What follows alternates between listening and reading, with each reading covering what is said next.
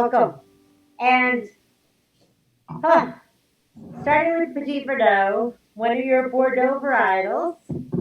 It's an interesting grape, especially here in Livermore, and I imagine other places also, for those that are very late to harvest and hard to get ripe. It's actually, they're pretty hard to grow. We just planted a little bit. I wanted them to prune it to one, but they didn't. They pruned it to two, so we're probably going to drop a little bit more fruit. Ours is a very young vineyard. This right here is from the Smith Ranch, which is also from that same vineyard that I love for our Smith Ranch Cabernet Sauvignon. And tonight, let's talk about Petit Verdot a bit more. It's to me, it's always got a very smoky characteristic. So we also use this in our Against the Grain, which is our bourbon barrel aged wine, because we like that smoky characteristic to go in with the bourbon wine. This one is 100% Petit Verdot, which you don't see a lot.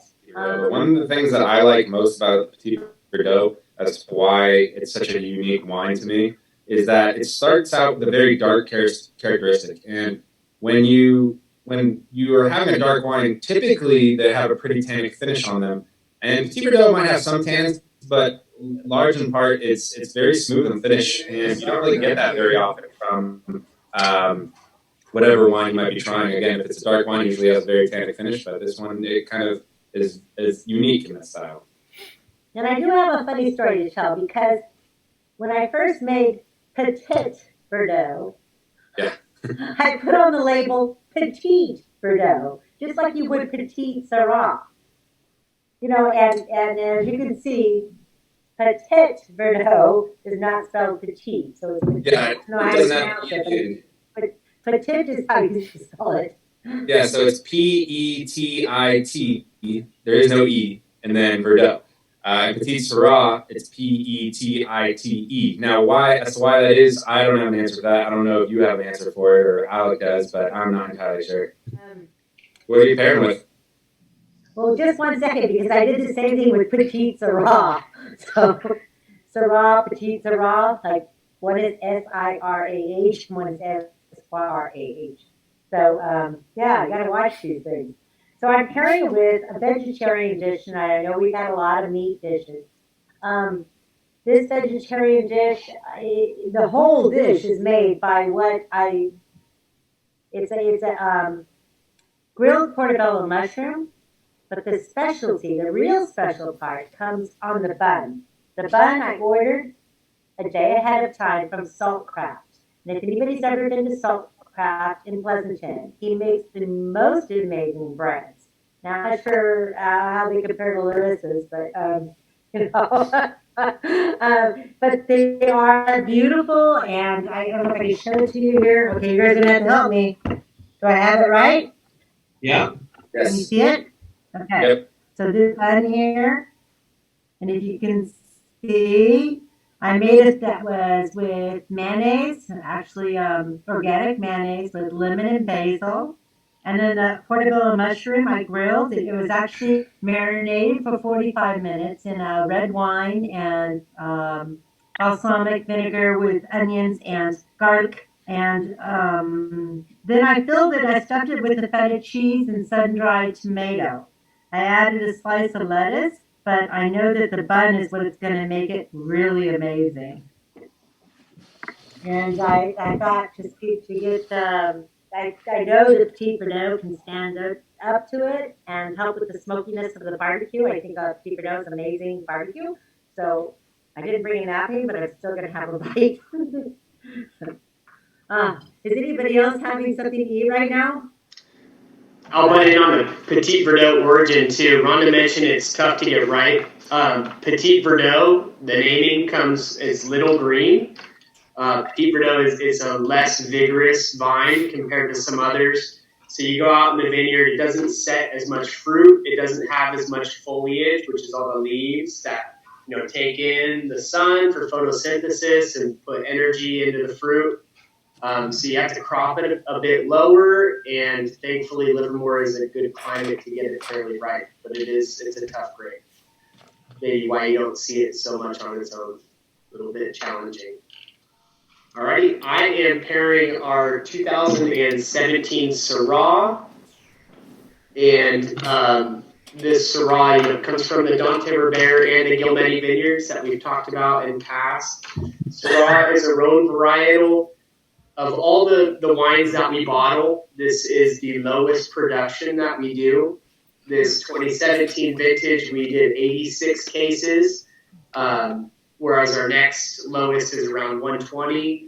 And to make it really exclusive and special in 2018, I think we only did 26 cases. So when that comes around, grab it while you can.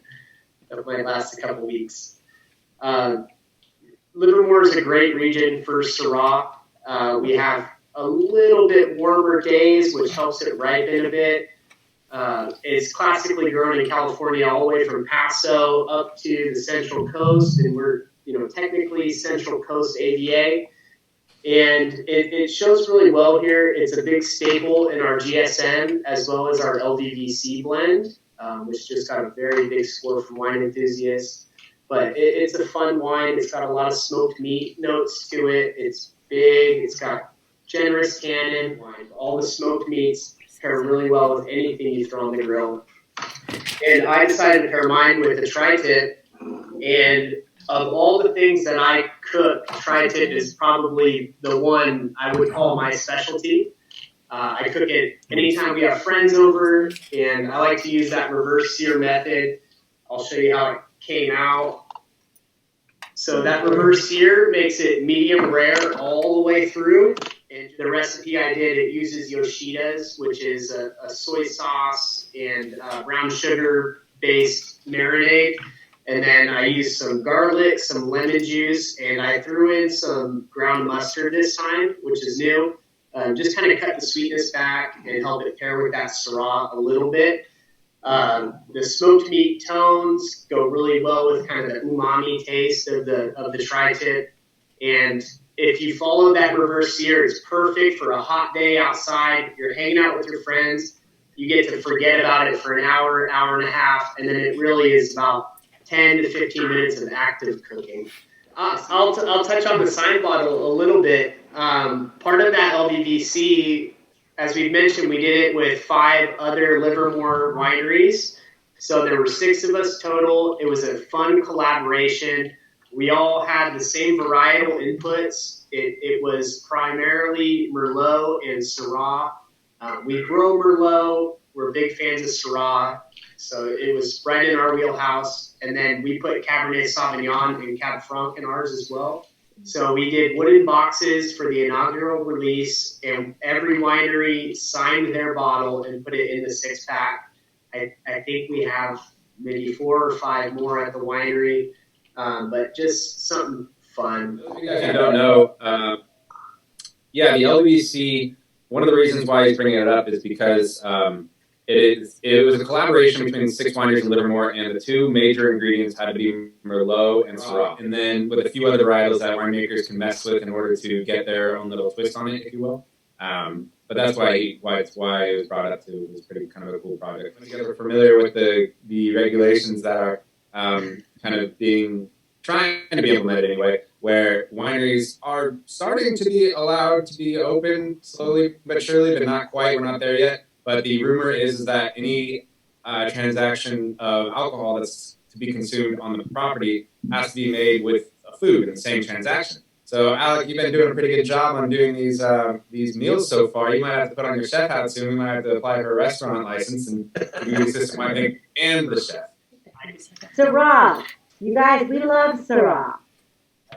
And yet we make so little of it as a variety. I mean, what did we do this year? Alec, 26 cases? Yes. And you guys don't have to buy any because we will drink it ourselves. That's how much we love it. And I'm pushing this next year to make a little bit more. Going on that, it is a niche market. You tend to find people who either love Syrah or really don't like Syrah. It doesn't usually tend to be in between. Deep dark berries, some bacon fat, and smoking from a barbecue. It's amazing. Mm-hmm. The Petit Sirah, I know we featured this at one point before, and some people may have already heard this, but I know we have some newcomers with us joining the group.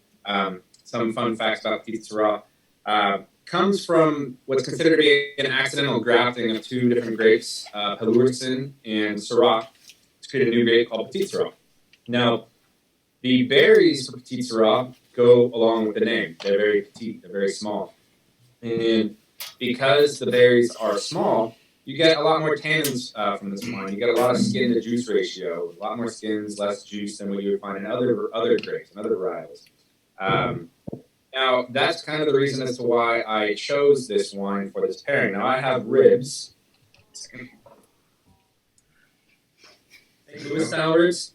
And why I chose that with the Petit Sirah is, as far as ribs go, the St. Louis ribs can be a bit more chewier, depending on the style, depending on where you get it from, and a little bit even more gamey. I wouldn't say it's very gamey, but in comparison to, like, say, I don't know, beef ribs or things of that nature, it might be a bit more gamey. And the Petit Sirah is very well structured. I consider it to be the darkest wine that we make. I mean, I always like to make a joke. I mean, if you look at that's a very inky complexion, you can't see through it at all. And I like to joke that if you have one glass, you'll be fine. But if you're having multiple glasses, this will be the first wine of ours to stain your teeth purple or black. And that's very true. And other than I kind of touched on the tannins a little bit earlier about the skin to juice ratio. The other place that tannins do come from as well is oak. But when it comes to strictly the fruit, I mean, this has a lot of blueberry notes to it, a lot of tannins going on. And we have a friend of ours, Mary Terry, and this is a little secret of ours, but we're very proud of the work that she does. We've been kind of partnered with her for a long time. She actually writes some of the descriptions of some of our wines. Now, we can describe them ourselves as well, no problem, but she's a bit more poetic than we are. And I really like the description she adds on this. She says, the 27 Petit Sirah, beautiful, deep, black purple, this wine is completely opaque. Delicate blackberry and gardenia define its classic floral aromatics. An elusive background note of warm suede skirts around the edges of the floral dominance. The palate is black cherry chocolate with moderate acid and rustic tannins. The finish is surprising with baked pear in the return, which I like to think that I have a pretty good palate and can pick up on some things, but that's a very good job. It's better than I can do. And I also chose Sauce, other than the fact that I'm choosing ribs. Sauce, when they first opened up, they were very much beer and whiskey oriented, and they still are to a degree. But that was kind of their game. That was their whole thing. They weren't really interested in. They had Winston and Cannon. Obviously, both of those are local, but they didn't really have any others on top of that. They have very greatly shifted their wine lists as of late, specifically the Livermore location, to be more locally based when it comes to the wine. And they brought on two of our wines. Now, the Petit Sirah isn't one of them. I like this wine with barbecue as well, which is why I chose it. But they also have the Woody's Cab and the Zinfandel Muy Buenos. They brought on two varietals of ours, and we were very grateful for that. We're happy to be there. And again, great people. It's kind of, and finally, a place stuck there. I don't know if you guys remember that location for any of the locals here. The Sauce location was almost like a rotating door for a while when it came to business coming in and out of that location. And Sauce has really kind of established itself as a staple of Livermore in a way. But yeah, that's pretty much what I got for Petit Sirah. Last thing, my mom did mention this earlier, but I'm going to kind of clarify again. It's funny because just like Petit Verdot is spelled differently than Petit Sirah with the Petit part, the Syrah part of Petit Sirah is different than regular Syrah. So the Syrah that Alec was featuring earlier, that's spelled with a Y. It goes Syrah. And then Petit Sirah, the Syrah is spelled Sirah. Now, again, I don't know why that is, but for the longest time, my mom was misspelling it until I think I was the one who caught it, but I'm not sure. But yeah, this is kind of a fun fact. Harrison, did you talk about the vineyard and the grower? Oh, Casa Venus, thank you. Julio, he's been a long time working with us. He's the head of vineyard management for Wenty too, correct? Or am I wrong? No, Nikki's the head of vineyard management. He's the head of almost everything else. I don't know. He just does everything. Anything else other than vineyard related, he's the head of for Wenty. And he's been here for over 35 years. Yeah, and if you guys ever are driving down Tesla Road, if you're driving east on Tesla towards Greenville, as you approach Gare Winery, Gare will be on your left. You'll see a little white house on your right, surrounded by vineyards. Nice place. And he calls that area with his vineyards, he calls it Casa de Viñas. And it took a little bit, but finally people started catching on, and now it's really kind of it brings up the prestige in your wine. If you put that on the label, people recognize it now. So now you can see that it's Petit Sirah, Casa de Viñas. And you'll find other wineries in the Livermore Valley that have that same Casa de Viñas designation. So, that's a fun thing to do is try wines from different winemakers that have the same vineyard.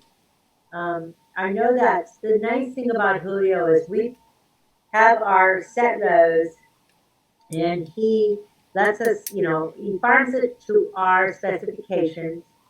And the biggest thing is he lets us pick it when we want to without any stress at all. Like a lot of growers say, well, so and so is going to pick their grapes tomorrow. Can you do it at the same time? And maybe you don't want that at the same time. So you have to fight them. You have to really stand up for what you want. But with Julio, it's Rhonda. It's when you want. Paul brought up a really good point, actually, that I totally forgot to point out. And thank you, Paul, for reminding me. Yes, Petit Sirah does go by more than one name. It's known as Petit Sirah here in the United States. However, if you go back to Europe, and in fact, most places in Europe, they will call it Durth. And so a lot of people there, if you go to Europe and you say, hey, do you have Petit Sirah, they'll be like, what are you talking about? And then, because, again, it's called Durth. Kincannon brought it over. I can't believe I forgot to say these facts. But yeah, Kincannon brought these over. I believe it was in the 1960s that it was the first winery in the entire country to actually make it on its own. So Livermore is somewhat known for this wine because, again, it was never made on its own as strictly a Petit Sirah before being brought to Livermore within the United States.